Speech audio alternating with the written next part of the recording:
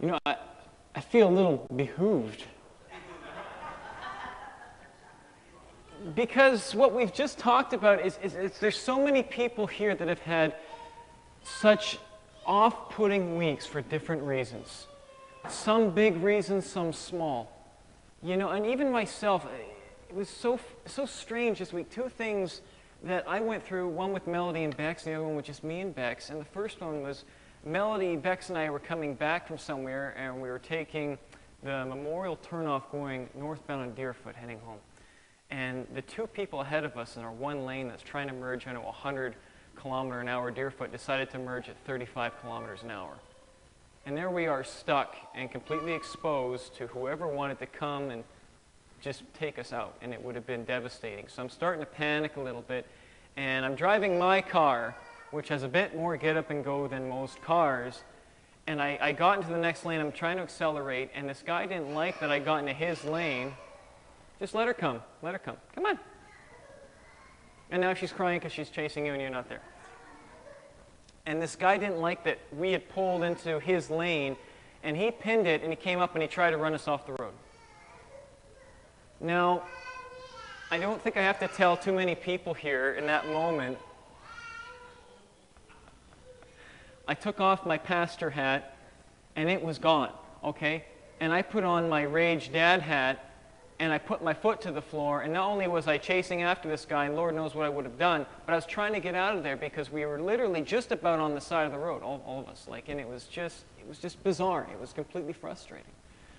And let it go, went home, apologized for some of the colorful adjectives I had been using, and he kind of got through it. And then yesterday I was at the park that's near our house with my daughter, and this car was driving by in the playground zone slowly, and they rolled down their window, and they're pointing at us, me and my daughter, and they're saying something in Arabic, and they're doing this at my daughter. And I stepped in between my daughter and this guy, and he was upset that I wasn't backing down.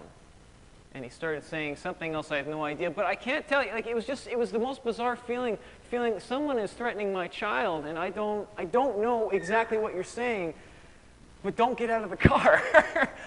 But things like that, just these off-putting moments that they try and distract, and they try and detract from whatever is happening, you know, and the fact that our church was broken into, really insignificant. I'm very grateful for not just prayers, but stories being shared about stuff like this. Because you know what? God is still good.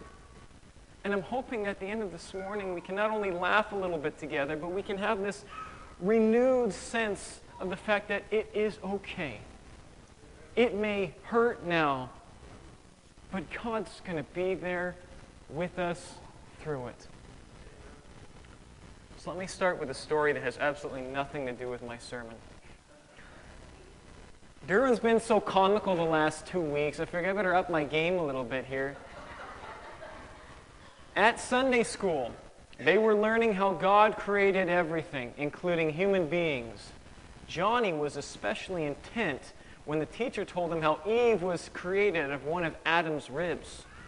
Later in the week, his mother noticed him lying down as though he were ill and said, "Johnny, what's the matter?" Johnny responded, "I have a pain in my side. I think I'm going to have a wife." Now, I'm also grateful he wasn't grabbing his bum when he said that.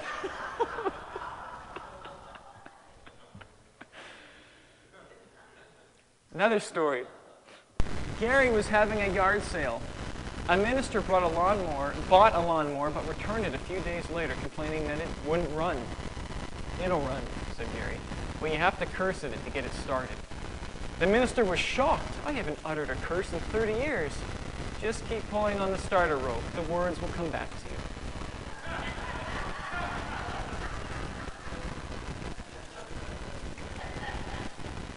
See, it's good to laugh. See, I think a lot of times we actually, for whatever reason, we put these type of limitations on us as Christians. I gotta do this. I gotta look this way. I gotta act a certain way.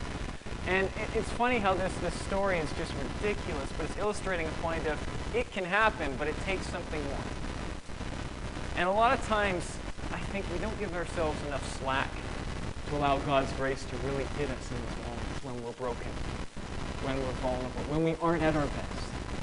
when I'm cursing and putting my foot to the floor, chasing some guy who I have no idea who he is because he just tried to run my family off the road, or whatever it may be. There's situations where it's okay to be fractured and vulnerable because that's when God really has no. You see, in Mark chapter 2, verse 18, we've got a situation here. And we're going to read through all of it.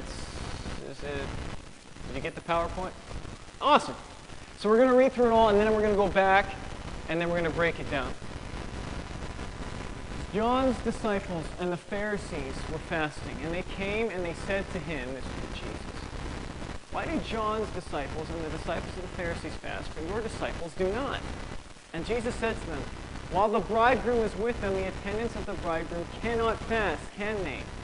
So long as they have the bridegroom with them, they cannot fast.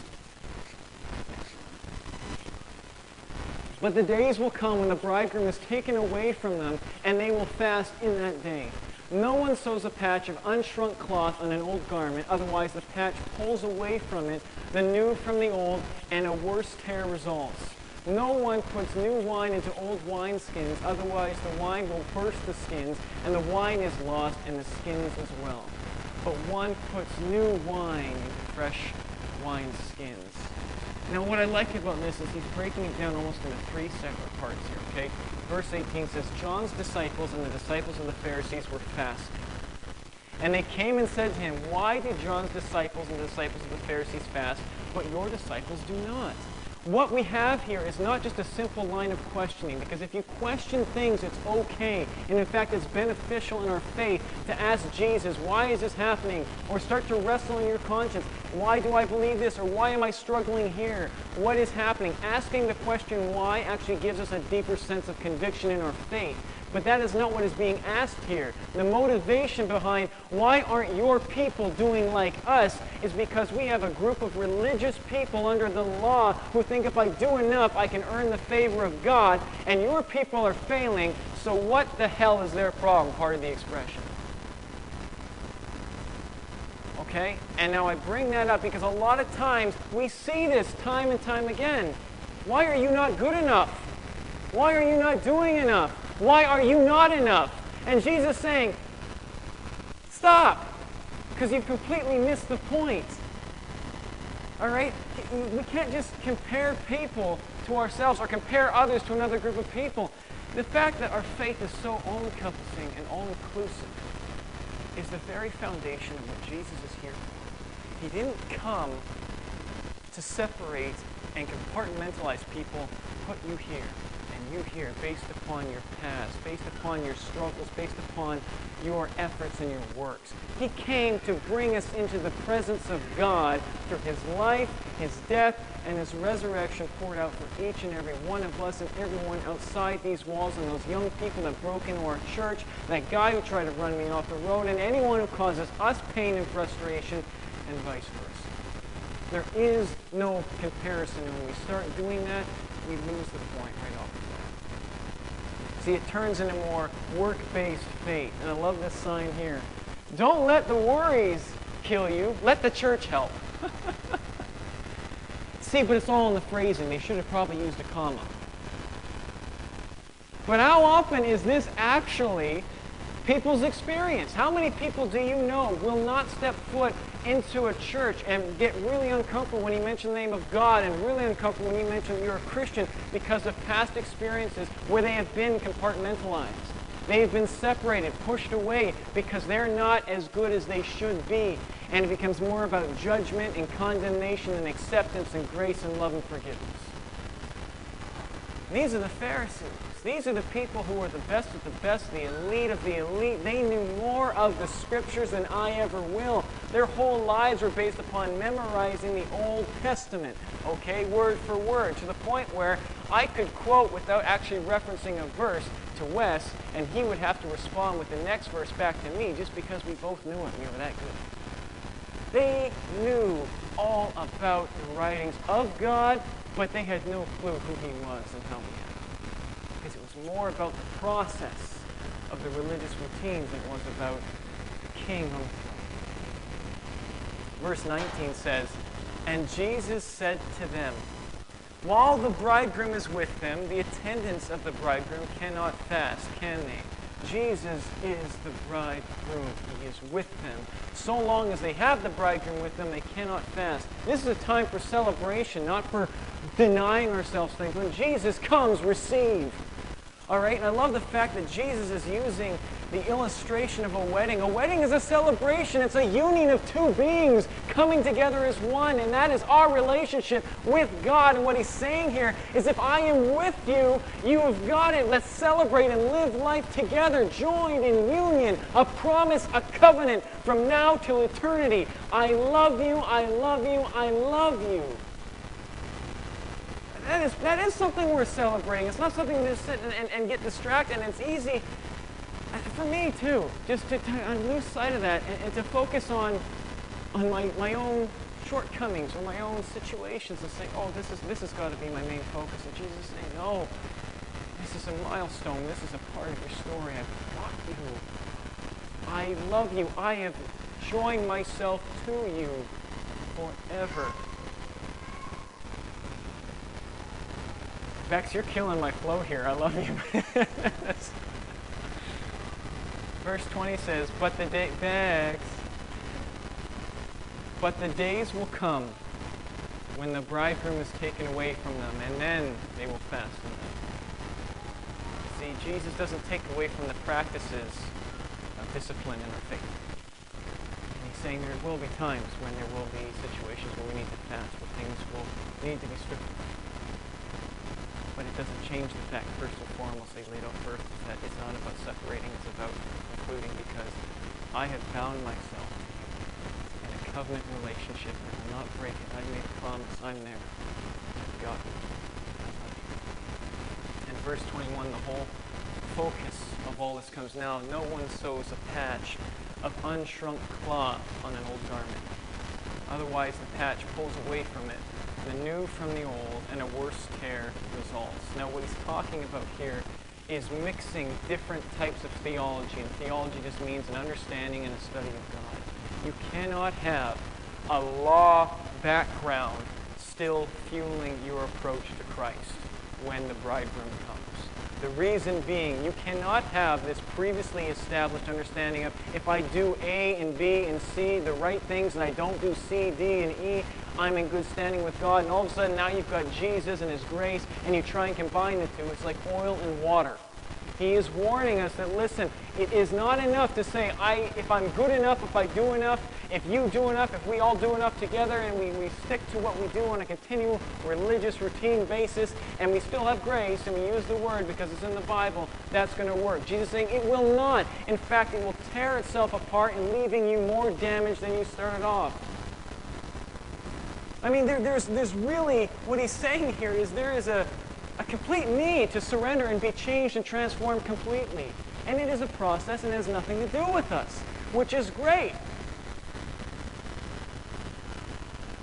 I saw something on Facebook this week which is fascinating. It stuck with me. It's the worst illustration ever for what reason it's come to mind. These people have redesigned the umbrella. There's a new design of the umbrella, and this guy was standing there in hurricane force winds, and the umbrella was not inverting this way or that way. I mean, it withstood. They've redesigned the umbrella. There's nothing worse than you go outside the umbrella and the wind just, and it's like a Monroe situation with your umbrella, and you're like, oh my gosh, I'm so embarrassed, because it's an umbrella, but who cares? But the thing is, you cannot have old technology that will stand up against the hurricane force winds as well. You need a redesign. So maybe it isn't so bad of an illustration. Verse 22 says, no one puts new wine into old wine skins. No one puts a new understanding of who God is through Jesus Christ and his Holy Spirit into an old container. Okay? Which is alluding to there's something new coming. Otherwise, the wine will burst the skins. And that is because when you had wine skins and you put wine in it, during the fermentation process, it would actually condense them. There would be a physical change in the skins, the container of the wine. It would change. It would cause a change. When you put new wine into an old wineskin, it has nowhere left to go. It would burst. It would explode.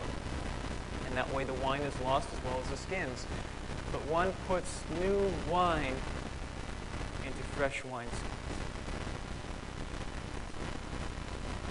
Before I continue on, I've got another picture I want to show you as an illustration. But officer, I'm under grace, not law.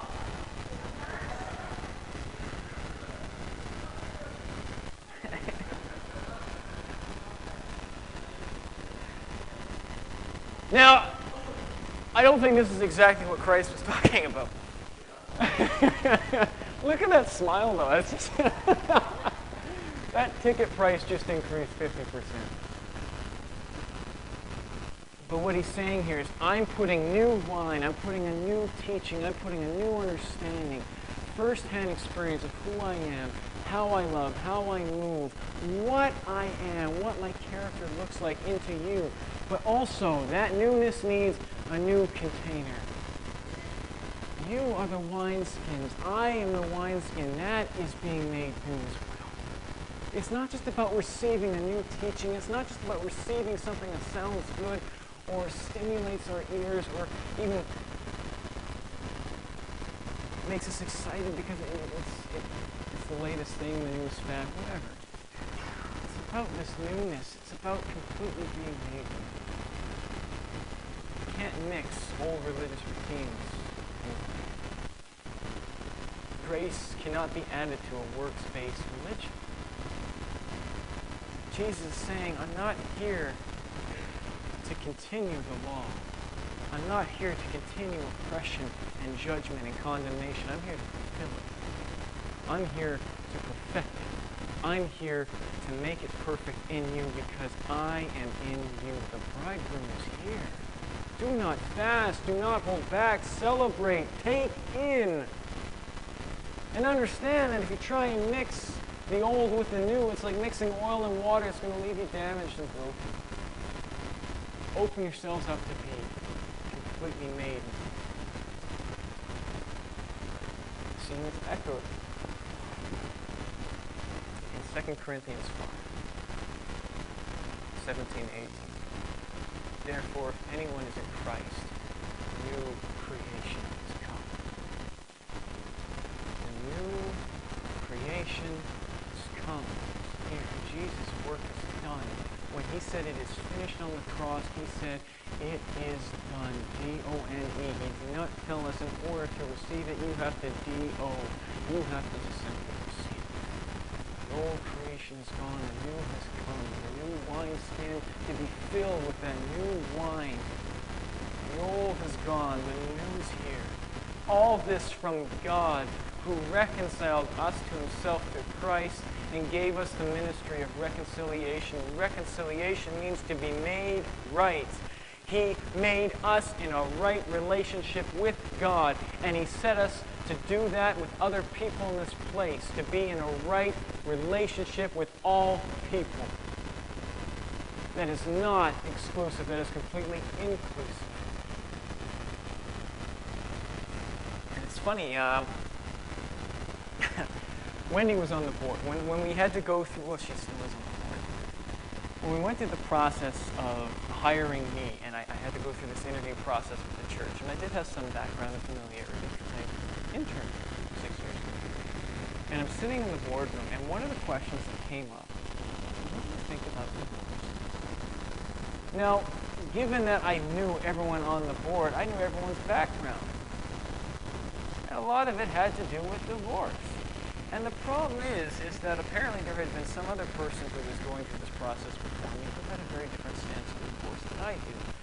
Now, I'm going to give you some background before I continue with that story. A few years ago, Melody and I were on a road trip, and we were with a few people, and this one person had this agenda that they wanted to kind of get out of me, and they thought they'd bring it about by asking a very strange question. They said, Aaron, if you had a time machine, I said, well, let me stop you there. I'd be a rich man, and I would not be carpooling in this car.